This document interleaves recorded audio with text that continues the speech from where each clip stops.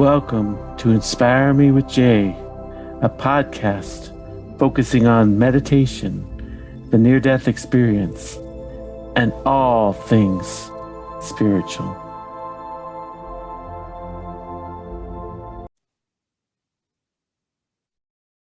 Hello, this is Jay Spillers with Inspire Me with Jay. My special guest today is Dr. Linda Salvin. Linda, how are you? Salvin. Okay. So you had a number of near-death experiences, didn't you?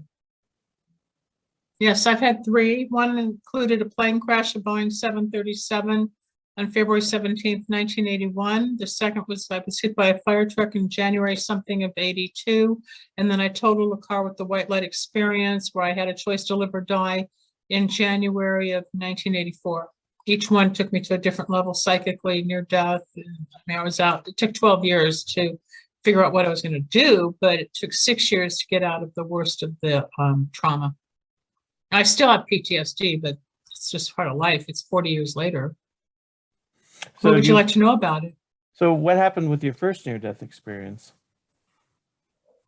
Well, I was, to tell your viewers about me, I have a master's degree in public health epidemiology from the University of Michigan. Big word today. And a health degree from San Francisco State University from 75 and got my master's in 77.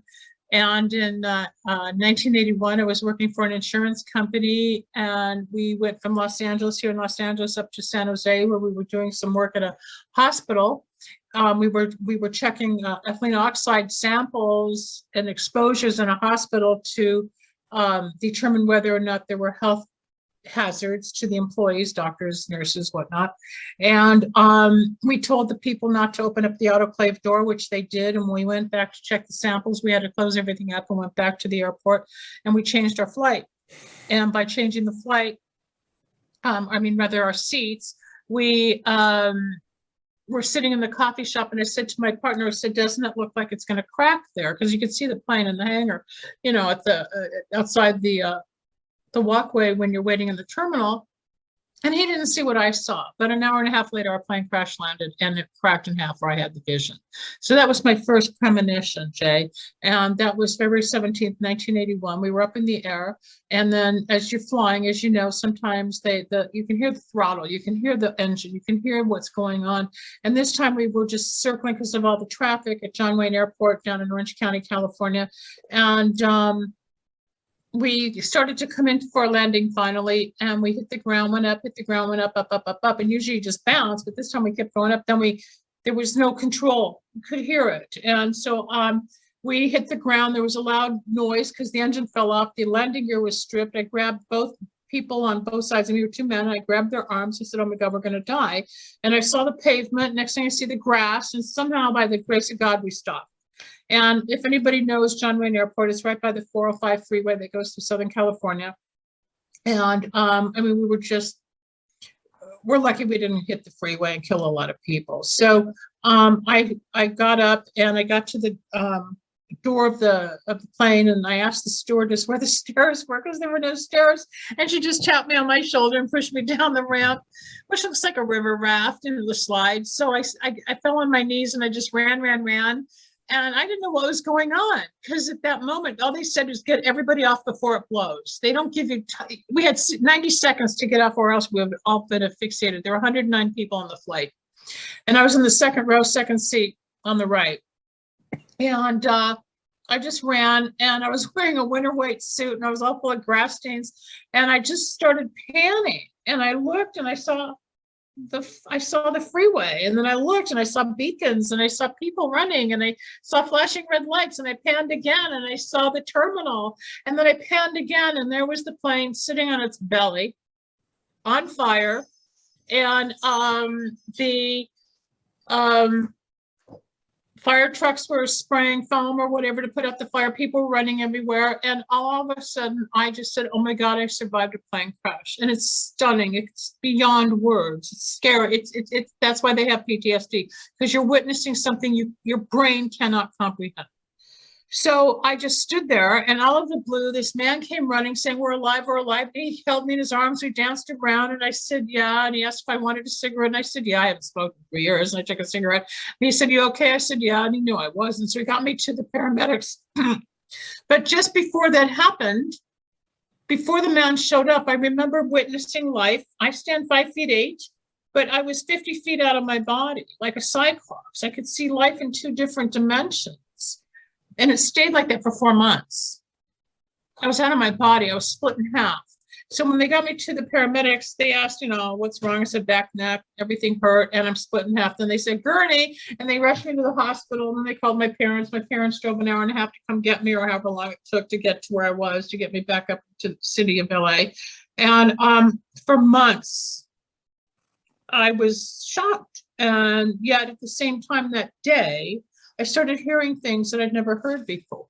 I was given messages I'd never heard before. I was given wisdom I never had before. Now, remember, I come from a scientific background. All of a sudden, I'm stunned, but over time, I became very psychic that day, to the point where people kept saying I was saying things, it was happening. I didn't believe anybody. And then a month later, I had gone to visit a psychic for the second time in my life, and her back was to me. And she said, oh, you're a walk-in. I said, what's a walk-in? She said, it's when you're near death and something, your body leaves and something takes over. It's a new soul. I said, I was just in a plane crash. So she explained this whole thing to me, gave me a book by Ruth Montgomery from the 70s called Strangers Among Us. And I read it. And for 6 years, I kept reading it like my own little guide. Because back then, there was no internet. There was nobody to talk to, right? You and I come from a generation where there was no internet. It started in 1996. I'm talking 1981. We're not that old, but all of a sudden we're old compared to the new generation. So I did what I could. I started reading, and I stayed in my house, and I couldn't function, and I tried to get up, and I couldn't. I went to therapy because I had the noise of the plane and the shock of seeing it on ground burning. And it's a lot to absorb. I was terminated from my job during that time of healing because they said they have corporate reorganization. Truth is, it's not the truth. But I also got a copy of the FAA report, and they lied in the report for the case because there was so many lawsuits against the company. And AirCal doesn't exist anymore. They closed that airline down. And every time I tell this story, a plane goes overhead. It's kind of like God saying, here we go. But I survived a plane crash. That was the first of 3. So while I was fragmented, very fragmented, I was trying to figure out what to do, who I was, why this happened, how am I going to live? I was 27 years old. I was young and yet scared and confused, and there was really nobody to guide me.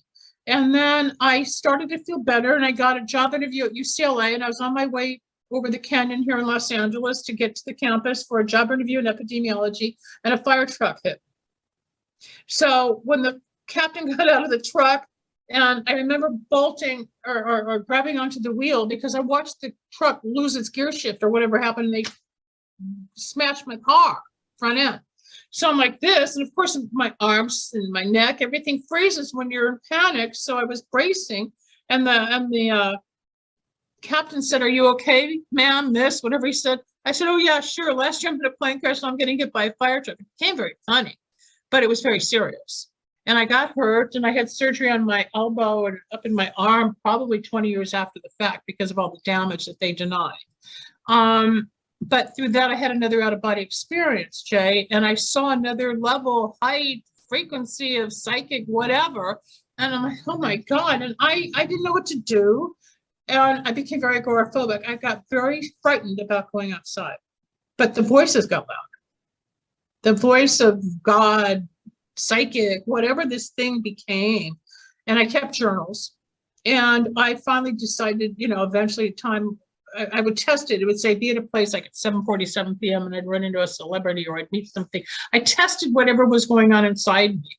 Then in 1984, I was working as a secretary for a big entertainment industry company.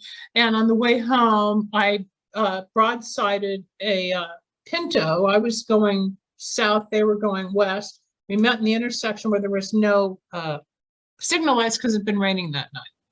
And the white light, you may get chills, and your listeners may get chills, but the white light I just said, I want to go home. And on impact, I said that. And the white light literally went from my head into the ceiling of my Camaro, into the heavens, and the same voice that spoke to me February 17th, 1981 said, you can come with us now or stay and do. And I was given a message. So when the paramedics came to get me out of my car with the Jaza wife, I said, they want me off the planet. They want me off the planet. I had no clue what was going on. Okay. 40 years later, and lots of career changes later, I know now in retrospect, I was being indoctrinated, initiated, welcomed, whatever. I was being prepped for a big job. So that was 84, 85, 86, 87. I tripped around things. 89, I got in another accident. And I was working at Cal State Northridge, and I was also playing music at the time, and I passed out in a restaurant where I was doing a gig, and it turned out I needed an emergency hysterectomy. And I told the doctor I didn't want to be a statistic, and it was either life or death. It's like you can be a statistic or you'll be a statistic for death. So of course I stayed, but that surgery pushed me into becoming a healer. And then I became a healer after this surgery. And then I ended up on Psychic Friends Network, because somebody said, you're psychic. I said, I'm not psychic. I fought it. And then I was on their infomercial with Dionne Warwick and Linda Georgian, who's now deceased. But it was the very beginning of the psychic phenomena back in 1992 on television. And we did infomercials. So I worked on that, and then I worked their line. Then I realized that a lot of it was fake. So I left and I went out on my own. Next thing I know, I was out of 360 people. I was chosen to work on nighttime radio on one of the largest FM stations here in Los Angeles, the rock station. And I started building my psychic career. It just happened. And I'm still in touch with some of the people who gave me that opportunity then. He's the voice of my shows now, and have been I was on the radio for 18 years before the internet. I was doing radio in 94. So everybody's doing podcasts and streaming and YouTube. That came along. It really hit. It started in 07, but it really started to take off in 09. In 09, I had 18 years on radio, AM, FM, and cable. And I was at CBS Radio, and they had just closed down talk radio. And then I was like, what am I going to do now? And then my mother died 3 weeks later. So I was a little overwhelmed again as to how to do life, because it was too much. And that was 2009. But I kept working as a psychic and a healer. And through the time, I backtrack, in 1996, I had 100 tumors removed from my hips and thighs. From all the healing I did on people, I kept putting the energy back in my body. And then the tumors had to come out. But when they came out, I became a medium. So I started talking to dead people. And for 22 years, I channeled. I won't do it anymore unless it's a very specific case. I don't want to talk to the dead people. It drains me. I'm very descriptive. I mean, I've been compared to others out there. It's great, but it's not what I want to do. But all these weird accidents and surgeries, things that just happened in my life, made me who I am today. Last week, I was in Vegas. I was given an award from an international company for my service and my accomplishments in the health industry, having gone from public health and then the spiritual health and then the paranormal and the radio. And now I'm doing integrative medicine with spirituality and my psychic stuff. So it's this whole journey I've been on. I got a PhD in 08 in metaphysics to put the woo-woo with the science, and nobody's ever done that before. So I've done something unique. I work very hard. I'm very dedicated. It's very real. I didn't believe any of this till it happened to me. So I know you talk to a lot of people who've had near-death experiences, and you have a passion for that. What is it that you find about the near-death that's so exciting? Have you yourself had a near-death experience? I haven't had a near-death experience. I just got... You don't want it. Yeah. You don't want it. Yeah. You're not, be grateful. It's not something I wish on people. I'm glad I have the gift. I can help people. There's a lot of negativity associated to it, though, because a lot of the stigma about the spiritual world. But I just keep going. I just keep going. I tumbled, I grew. I mean, it's 40 years down the road. I'm in my late 60s now. So, you know, I've accomplished a lot. I've helped thousands of people. I'm going back on radio with my own stream. Probably this week, I'll be back at Linda Salvin Radio after taking some years off. I built a new system, and I'll just start doing it again. But, you know, if people want to know psychic stuff or why, or if there's life after death. Oh, yes. Oh, yes, there's life after death. This is just one dimension. Channeling. I used to channel suicide notes, spaghetti sauce recipes. I would get sick if somebody had stomach cancer. I became ill that day and talked to the person. I can't talk to you because there's all my friend had stomach cancer. Or if I didn't sleep, I found out the person I'd be channeling had sleep apnea. I pick up everybody's stuff. I can't do that anymore. I'm very, very sensitive and very connected to the other side as a result of the near-death experiences. This is not what I aspired to do when I grew up. Not at all. And, there's gratification in helping people because when you boil down to everything, things don't really matter. We like to collect and it gives us security, but it's in our heart and our soul, that we really live. I mean, it has to start with us, even though all the negativity on this planet, which is a war planet, there's never going to be peace on Earth. But I do the best I can in my little corner of the world to help. And I still do readings and I heal people from when I got sick. I was given a gift on how to use breathing, color, and words. I work with different chiropractors. I've worked with psychiatrists. I've worked with people who refer people to me versus the people from radio or wherever they find me, word of mouth. I have a gift. It's spiritual. It's very metaphysical. And I've learned to share that. And I help people open up that there is a God. There is a dimension. There is reality to the other side. We're here for a short time. As you know, I just put my dog down 3 weeks ago today. It's very painful because I miss her. I had her for 14 years, but I know she's on the other side. And I know she's with my other dog or my mom or my relatives, but we as humans hurt. We have the loss. We have the pain. And part of our growth and experience is learning how to live with pain because we're never not in pain. There's always something wrong.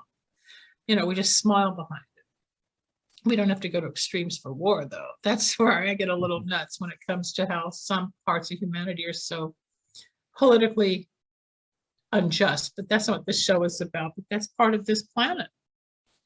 So what do you want to know? I mean, that's my experience. It was the 80s. I was bounced around the 90s. I started to figure it out on Psychic Friends Network. And I guess it was 1994. I got started in radio in 2009. I got out of radio. I've done a lot of TV. I've been in some movies.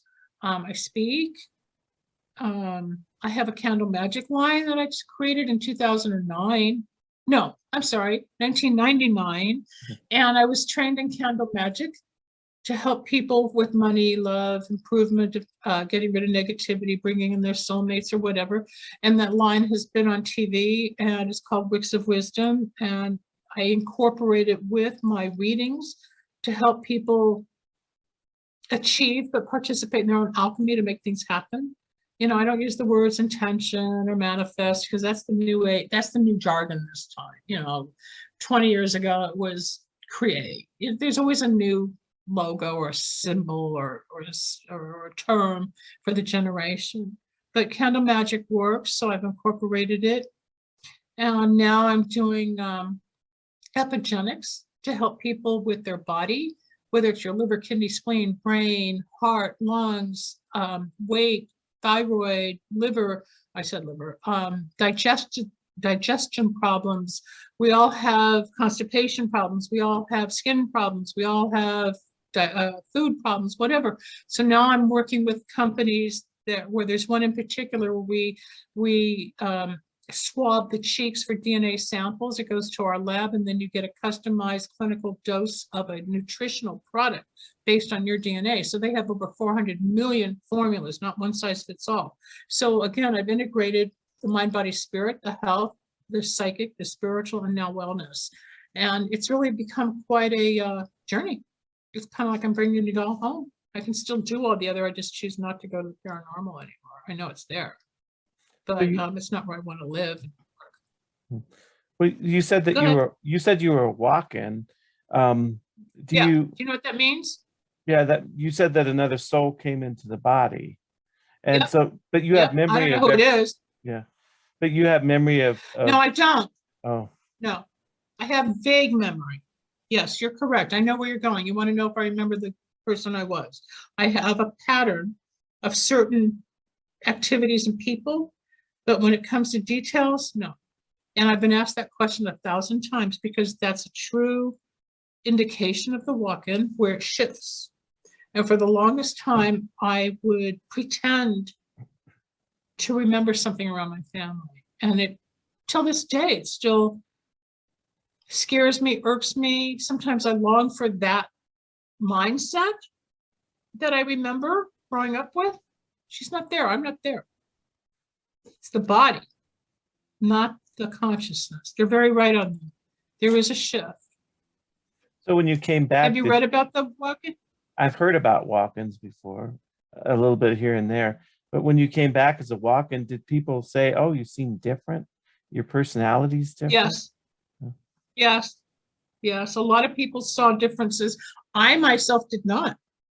I didn't know at the time. I was just more caught up in the fear and the anxiety of what was happening. I couldn't define it. I did not understand what had happened or why all of a sudden I would say something and somebody would say, "Oh, that just happened. I just met this guy," or "You're right, I got the job." I just started talking. Or a friend of mine at the time had, I think she had a miscarriage. I said, "Oh, don't worry, next time you're having twins." And she did. You know, I didn't know this stuff back then. It just started happening. But then more and more happened. And then once I got on Psychic Friends Network, I became very well known from television. And back in the 90s, I was on different talk shows like John and Lisa and Hard Copy and all the big TV shows back then. You know, I did all that, CNN. And then, but radio was where I found my niche for many, many years. I started one night a week, and then I was 2 nights a week. And then I was 2 nights, when I started on K-Big in LA, it was 2 nights a week for like, I think it was like 20 after the hour and 20 of the hour. They did a minute or two. And it grew to compete with a different station across town.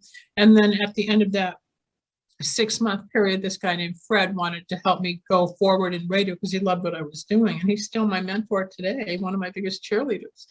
So that's 25 years of radio before the internet. So broadcasting, like you're doing podcasting, that started around 2007. So I was doing this kind of work and interviews or psychic stuff on the air long before this. So it's wonderful that people like you have the interest and the passion because you're getting more awareness out there. I was a pioneer talking, battling it, you know, now everybody's into it from 20 years ago, 25 years ago. It's a whole different world now. But yeah, the walk-in was very scary. I didn't understand it. But like I said, I was out of my body for 4 months. I was split in half. And it's interesting because that psychic, her name was Shirley, she said, whoever entered you came in on an angle. And the more I remember, she was right because I was kind of out of my body for 4 months on this angle, but it took time to start the integration process. It's not something that just goes, you know, like within 5 seconds. It's a process. But does there have to be some kind of Weird. consent between the two souls that I'm going to leave and you can go in? Or? I believe that's what they write in the books. Do I personally remember a conscious, hey, I'm leaving, come on in? No. It happened so fast. You know, at first you were crash landing and I'm up by the seats came out, the stuff in the overhead compartment fell. I mean, baby was crying, stopped crying. It was a mess in that plane. But I remember talking to the stewardess and I said, where are the stairs? Next thing I know, I'm going down the ramp. This loud voice said, don't do this, do, and hit my knees, and the rest is history. I don't remember an agreement or a feeling or anything unless it was so subconscious or it was already predestined. Those are the questions we can't answer. Is this just, did I come into this life with an agreement to go through all these near-death experiences to help? I don't know. Why me? Just yesterday I was walking, because now I'm walking without my dog, and I was looking at the jasmine and smelling the plants, and I'm thinking all these relatives are gone, certain friends are gone, old boyfriends are gone. And I'm like, why am I still alive? Why? Why am I still here? Why? I have more to do.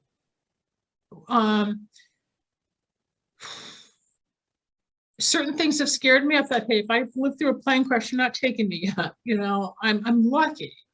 Getting hit by a fire truck isn't easy. I lived through that. I lived through totaling that car with the white light. I'm here to discuss this stuff. my book's being written right now, so a lot of it will be contained in that. I've put it off for 40 years because the story keeps changing, you know. But no, there was no conscious agreement. Yes, I've read about the agreements. I do not participate in New Age groups anymore. I do not go to life after death groups anymore. I do not go to near-death experience groups anymore, because a lot of the people think they know the answer.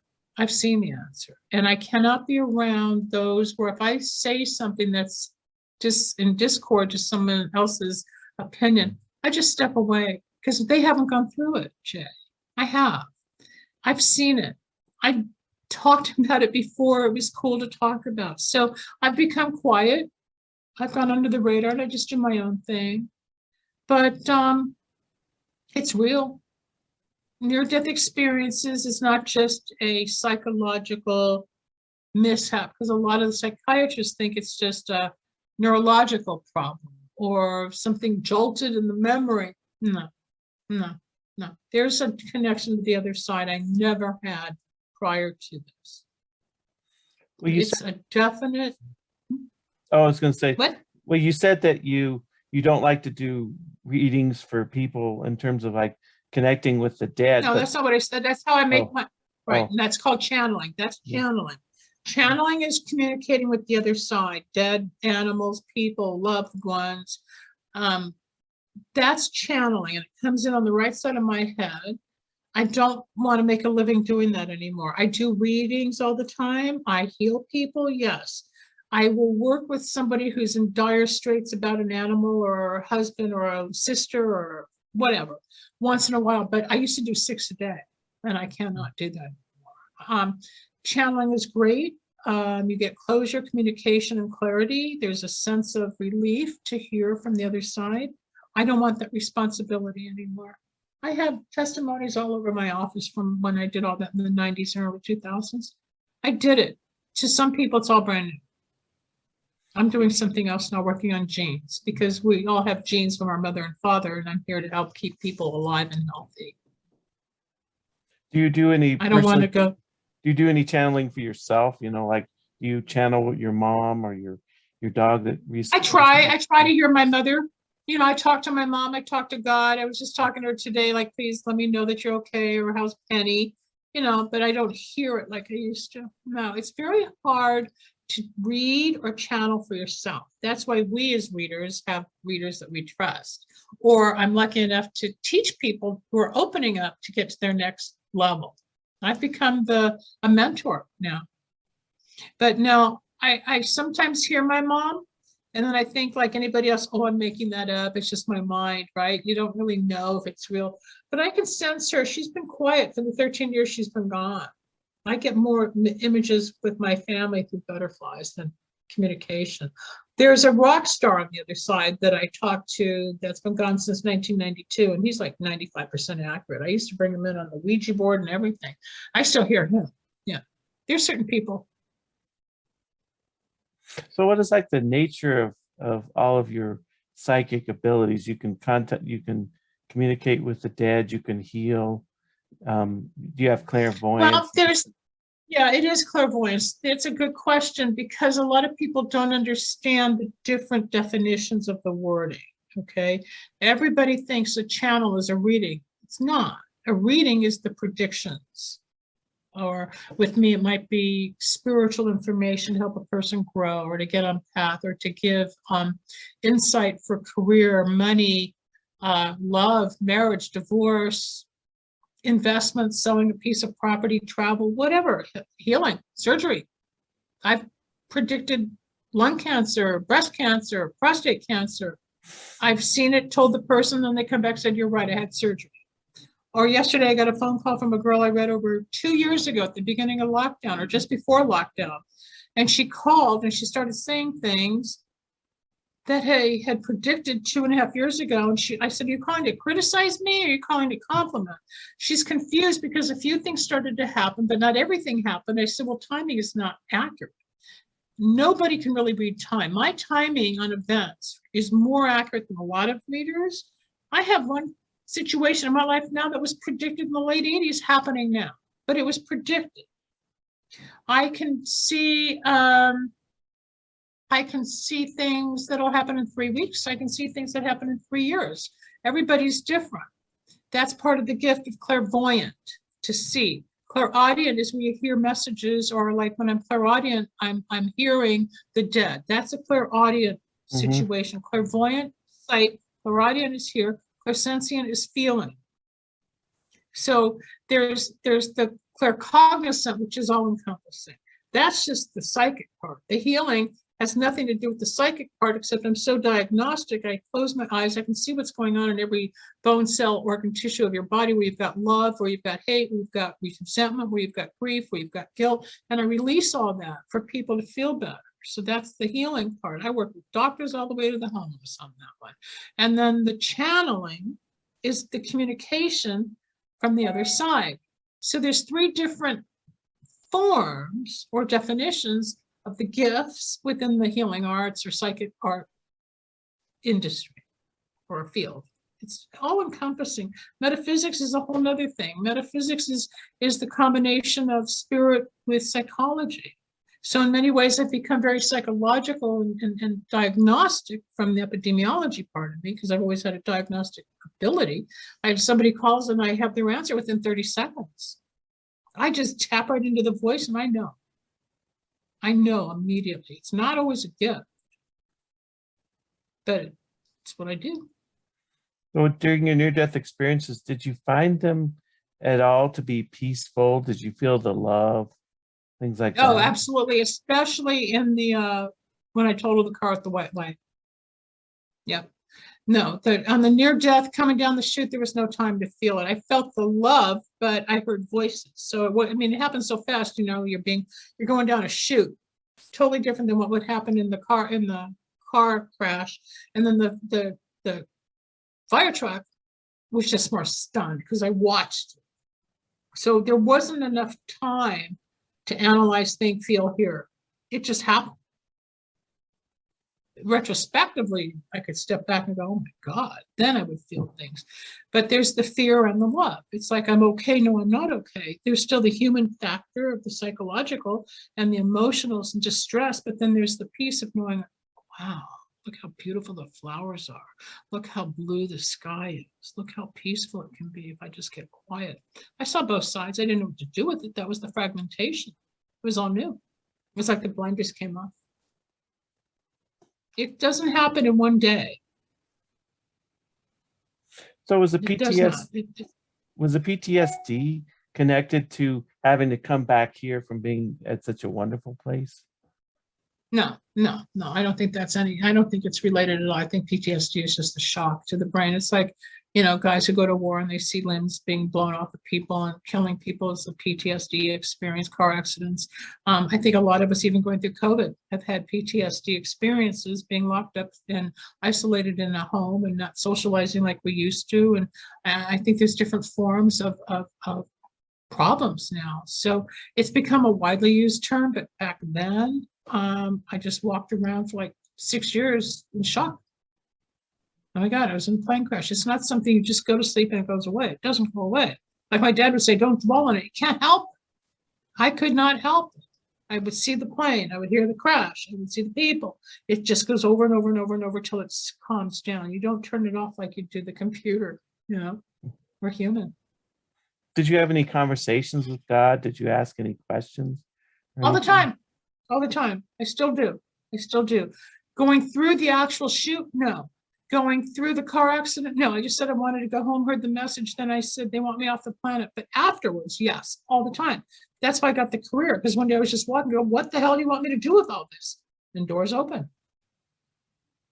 I didn't know. I had nobody helping me. Well, what kind of things has God told you over the years that, you know? Oh, I can't go into that. But I mean, as far as the planet or people or me, I mean, there's so much. You mean the future of the planet? I don't discuss worldly things, just like I don't do sensationalism readings. But it's mostly for my own sense of direction or my own sense of helping somebody. There have been times where, I don't know if what state are you in? I'm in Montana. Okay, so what was it? 1993, we had the Rodney King shootings. Remember? Here in Hmm. Los Angeles, we had Rodney King. But 3 weeks before that, I was told the city's going to be on fire. And it was. LA was on fire with all the people rioting, but I didn't know what that meant. And then when I saw it, I knew I didn't want any part of the bigger pieces. Like Edgar Casey was the sleeping prophet. He would be half asleep and channel everything. I don't want that responsibility. I don't want that kind of knowledge. People who channel, they go, well, can you do John Lennon? Well, no, I can't. I could, but if Julian came to me or Yoko came to me or Sean came to me, that's different. I need to go by invitation. A lot of people do it just because they think they're cool and they're channeling all these people and spirits. It doesn't work that way. I get permission. I get birthdays. I get dates of death. I ask certain questions and then they come in. Other people just sit online. Oh, I'm channeling so-and-so. I'm channeling God and Jesus and, Mary Tyler Moore or whatever. I don't believe it. Half of it I don't believe. I know real mediums and I know a lot of charlatan mediums, which is why I've stepped away, because with the internet especially, everybody now is a psychic or a healer or has a story. And a lot of people don't know which is real and which is not. Is it sometimes where someone has a real event, but then it's like they kind of get a certain celebrity status and they feel like they have to kind of produce, and then some fake stuff starts coming in. They start making stuff What do you up. mean? As far as mediumship? Yeah, I mean, does that happen with some mediums, like where they have a I real don't know. event, Well, the James on Progs are brilliant, and he was one of the first. Sylvia Brown knew a lot. She was one of the first that was really out there and on TV. And then when she passed away, I used to get a lot of her clients. Some people said I was as descriptive, if not more than her, and that was in the 90s. I think it depends. There's a lot of people who just do it for work and not for the fame or whatever. And then with me, I've been driven to prove that it exists more than become famous for fame. Because if I was in this for the money, if my life it was based on money, I'd be an attorney. There's no money in this. I work really hard. I work really, really hard to keep going at the level I'm at. But 41 years, I'm just, since the plane crash. That doesn't mean growing up that, there was 27 years before that. I'm 68 years old. I got more time behind me now than ahead of me. I don't know how much is in front of me. I know. The opportunities come. I'm grateful when I'm on a show. I'm grateful I can still do a show. I'm grateful I'm a pioneer. There's certain things I will still accomplish because I have goals, but it's still teaching. It's a form of communication and education. To those like who are drawn to your show, they have a thirst or a hunger or a passion or an interest to know more. Otherwise, they're not on your channel, right?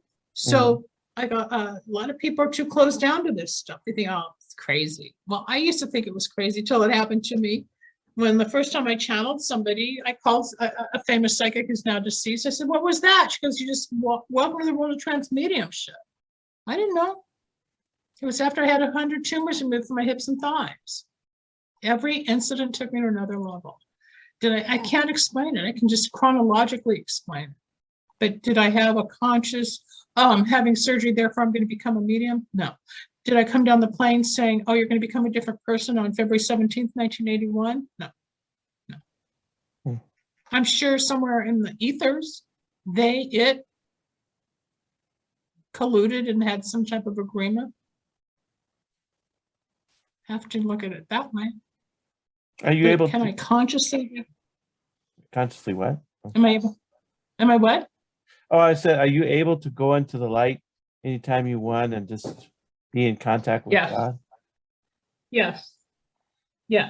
And I've also learned over the years to turn it down, because for a while it ran 24/7. And that's why I stopped channeling professionally. I used to do the workshops, I did the hotels, I did all that, all pre-Zoom and pre-YouTube. I did all that.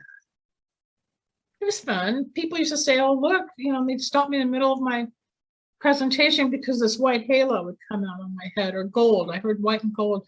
Then when I'm channeling, this light comes up. I've never seen it. I've heard about it. I'm very connected to the other side. That's my gift, I guess, for what I've been through. It's kind of like, the bumper cars at the pier and you're just going around on an electrical charge, with the cable. I used to say it's what I felt like. I was connected to the cable and they were just moving me around, meaning God and the spiritual world were just pushing me around the planet. That's how I looked at it for a long time. And, I analyzed all of it spiritually. And then one day I just stopped because I was driving myself crazy trying to get all the answers. And I just started integrating. And when I finally stopped, I got more into the physical realm again of clinical work, which is what I like. I can't stay out in that psychic, spiritual, paranormal world forever. I don't like a lot of the negativity, the darkness, and the weird.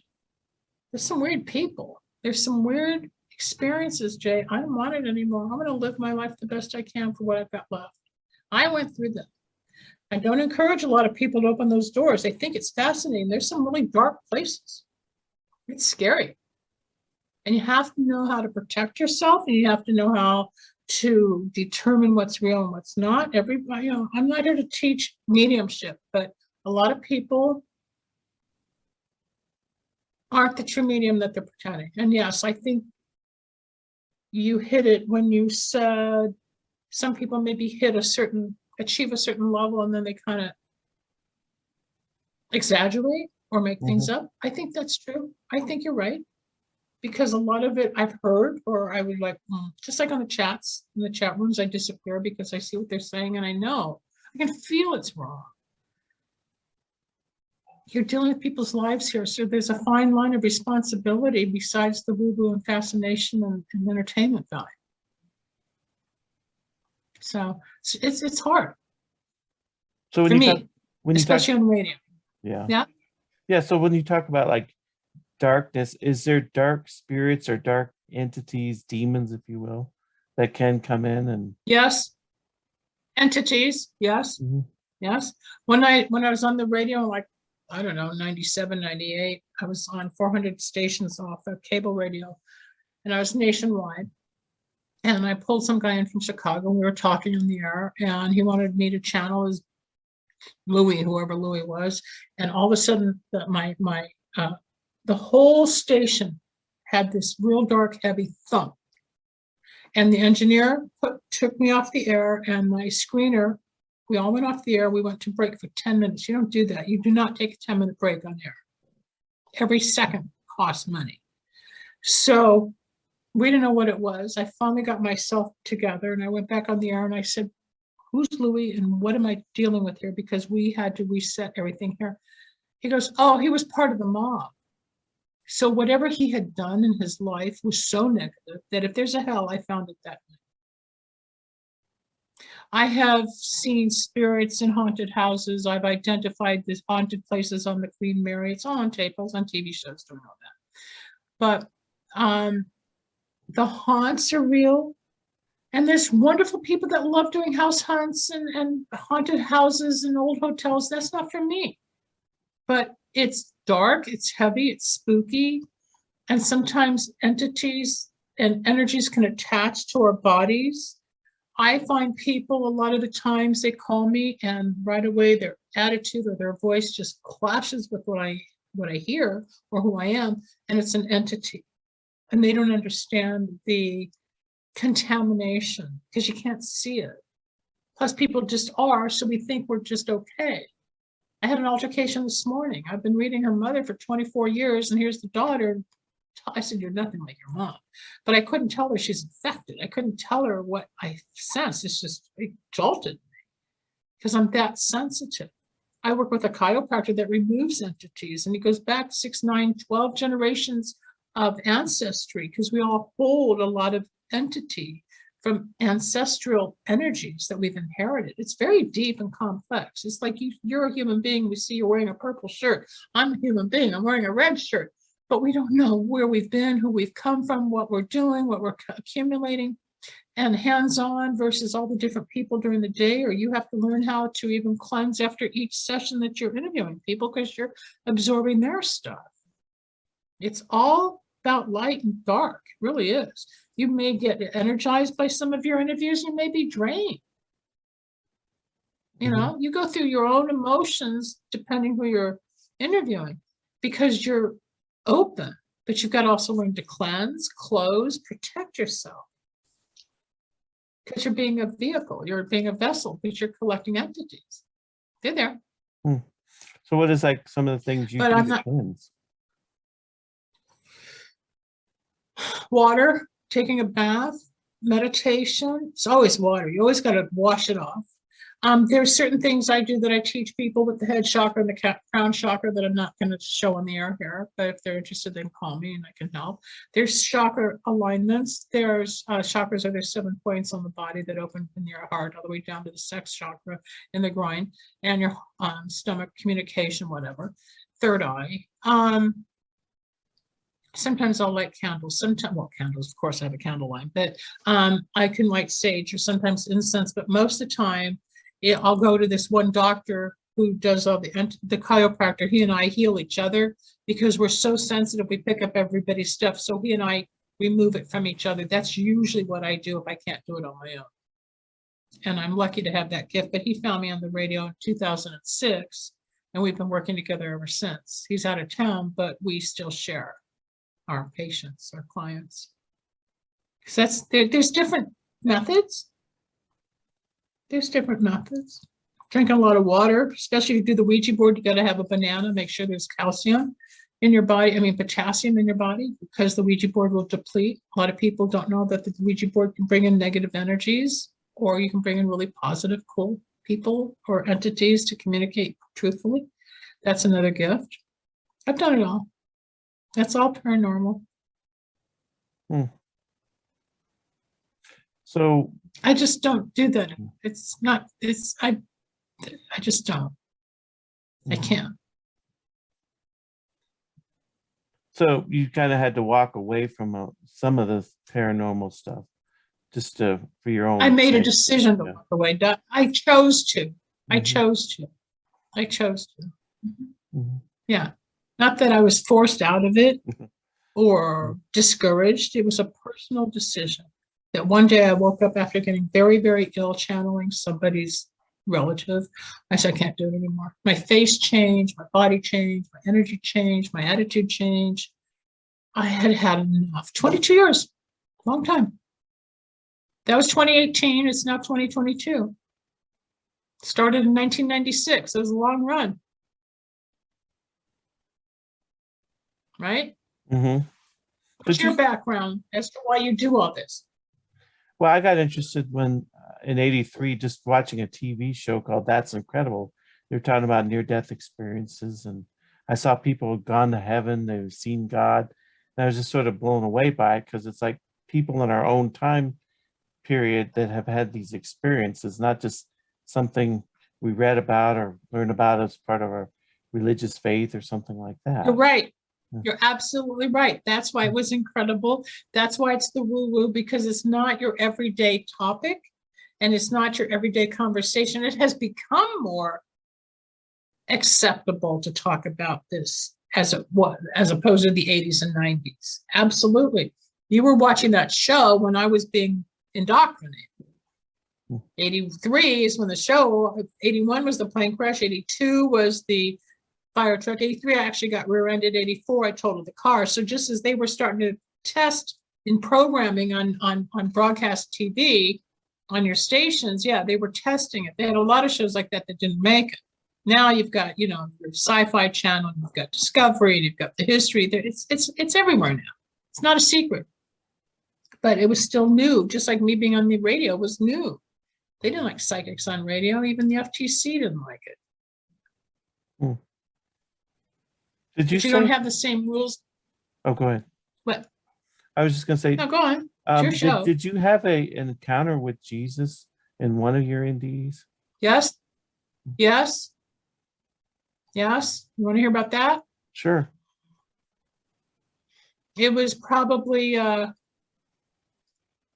within the first 2 weeks after the plane crash, maybe the first week, I don't remember, I'd have to look it up in a diary, but I was laying in bed and all of a sudden a cross flew out of the wall and hit me on the forehead. And I said, oh my God, now I'm a Jew for Jesus. And I put the covers over my head and I thought, oh my God, what's going on? So much was happening. I think my parents were staying at their house and they had just left for Europe. So I'm in this big house by myself and here comes this cross and hits my forehead and a light shone on the wall. And I started hearing voices. Yeah, it's all real.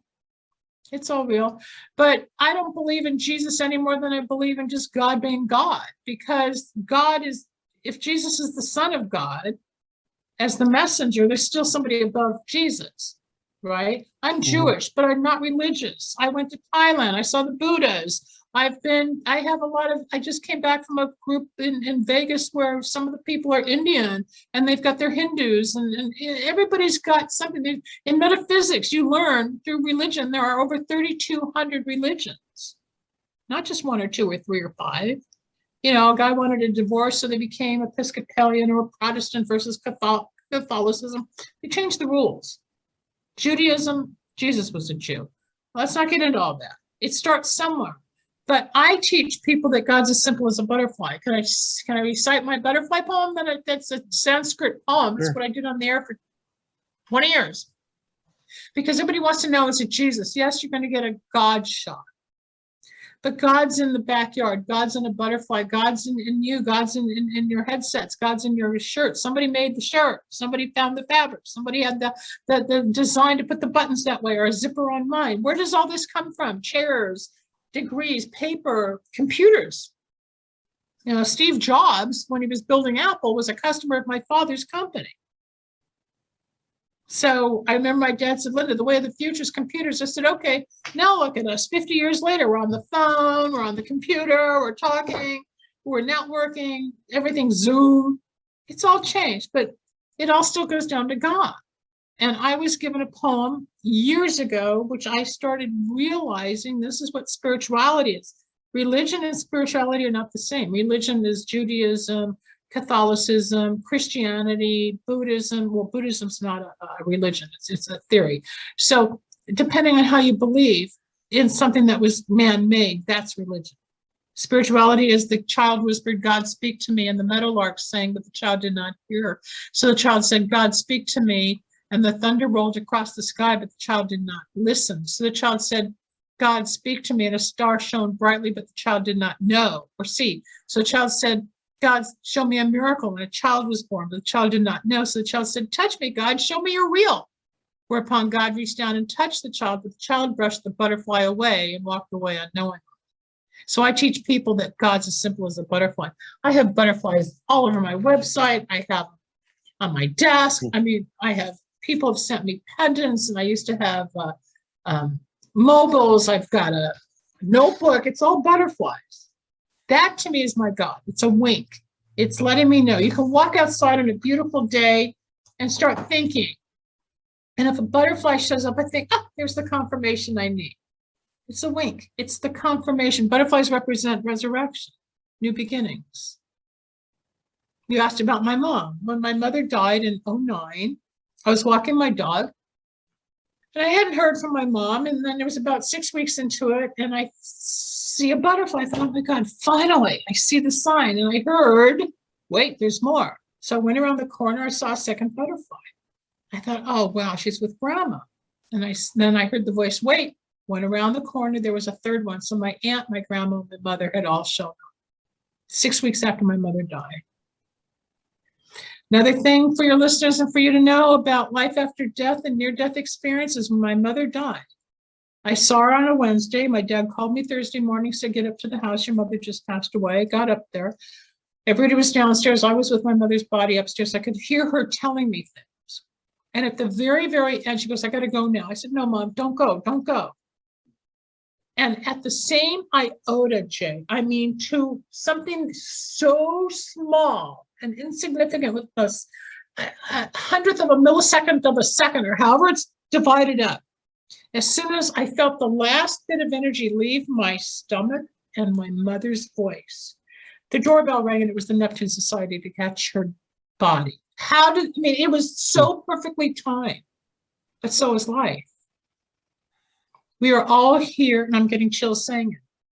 We're all in the moment. We're all on this journey for however long we're here. I didn't know all this stuff when I was in school. It's they, them taught me, gave me this wisdom, knowledge to help teach. I don't know. I don't know why me. I don't know. But that's the story. So it just keeps going. But I try to help people see where they belong, like the grain of sand. We're all a pebble on the beach. We're all a grain of sand, but our own experience can keep awakening. And it's all about awakening, especially through COVID. And I've called COVID the hallway of transformation, because as weird as it's been, we're also going deeper and deeper within ourselves. Spiritual awakenings are taking place. We have those that are growing, and then we have the negative, which is domestic abuse, alcoholism, drug abuse, child abuse has gone up. And then there's those that have grown. Dark and light, you have a choice. It's all part of this master plan out there. You're doing your part in educating and helping people know more. I do my part. And together we become a whole. So is the purpose of life to learn and grow in love? Yes, that's it. Life is love. Love is life openly and vigorously expressed. LOVE. Life openly and vigorously expressed. We're here to love. We have resentment, anger, pain, grief, guilt, shame, whatever. We battle everything. And then to turn it around, it's our self-love, forgiveness, understanding, coping, however, and then giving back, whether it's to an animal, a human being. My dad is 92, almost 93 years old. This man was brilliant. Like I just said a while ago, just people like Steve Jobs were customers of his when he was huge in business, in the engineering field. The other day, I had to take his hand and show him the mouse, how to click a box, to click 50 emails on a page, move his hand to the delete, because he can't remember now. He's got Alzheimer's and dementia. This is a brilliant man that's traveled around the world more than a rock star, who's now starting to fade. It's the life process. I'm sure you've witnessed it in your own world. Mm-hmm. Now I'm going through it in my world. It's bittersweet. It's scary. It's sad. But we don't live forever. I get involved with nutritional products to help us elongate our longevity for wellness by healing the genes that I inherited from my mom and dad that are now being healed in my body. That's why I'm going into epigenetics now and incorporating it to help people feel better and get away from disease and go more towards wellness, because that's the answer for longevity and clarity. And I've inherited the depression gene. I've inherited the dementia gene. It's all inherited. So I want to block that gene and heal it so I can live longer and safer.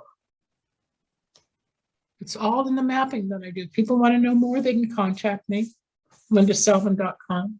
I'm open to helping. That's what it is. It's all about achieving the next level of wellness and spirit, mind, body, spirit. The definition of health is the state of mental, physical, emotional, and spiritual well-being, and not merely the absence of disease. And then I remembered that from school. And when I was searching, I remembered, well, nobody's doing anything spiritually. That's how all the doors started opening. Here we are.